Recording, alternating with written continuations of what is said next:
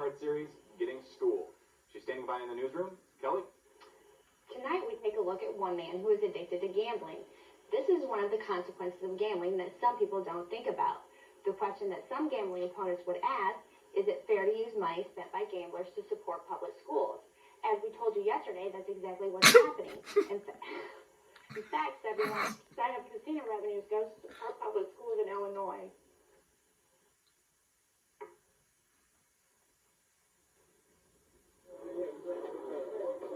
It's something to do with the rush, the whole thrill-seeking. 22-year-old Patrick Shorten is addicted to gambling. Shorten says he goes to Peoria Paradise at least 4 times a week. I could hit it 4 times in a week and then not go for a month, but then, you know, it could be like once every couple weeks. It depends on when my addict friend Chris wants to go, more or less. Shorten's gambling habit comes as natural to him as eating food. Gambling's like pizza to me. I mean, I like all different kinds of pizza. In fact, Shorten gambles so much he can describe his favorite game to a perfect T. I sit there and play it without the chips first, and, you know, just see how I would do. And ultimately, I miserably would fail. Shorten says he doesn't believe his gambling habit is out of control, but he's lost more money than he can afford to. It may not sound like much to some people, but to me, is pretty much it's $30. And that's, you know, 30 bones I can't really do without because I'm on a tight budget. Whether Shorten loses big or little, he tries to rationalize his addiction. I decide, hey, why don't I actually just fail with money and I'll actually get lucky? Because you got to see the negatives and then find the positive within it. There's no cure for gamblers' need to hit the slots or play around a blackjack or roll the dice, but here at the Illinois Institute for Addiction Recovery, there is a chance for help.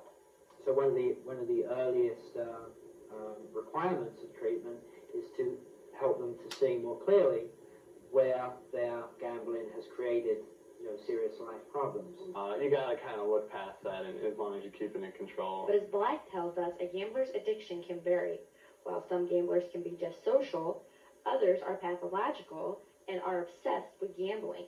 But there is one thing that unites all gamblers. Well, with all of the addictions, you're often dealing with a high level of denial from the individual addict.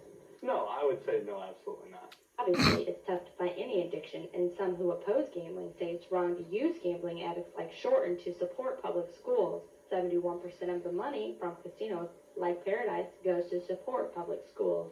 There seems to be a mixed message. We'll take a lot of money from the gambling boats, but then at the same time, we'll say that's something we shouldn't do. But gambling is not leaving the state of Illinois anytime soon. Governor George Ryan just signed a bill that will allow gambling boats like Paradise to stay docked. In other words, people can gamble here virtually all day long. Senator John Malin takes a pragmatic approach and says we should put the money to good use. Argue whether or not gambling is right or wrong. I mean, that's a moral issue with people. And I understand. I don't gamble myself, but it is legal, so I think you have to make it work. And Patrick Shorten says he doesn't mind the money he spends going to public schools. In fact, he's an elementary education major at Illinois State University. Shorten says the money has to go somewhere, and he's glad it's supporting the field he wants to go into, teaching. Jay, Kwanzaa.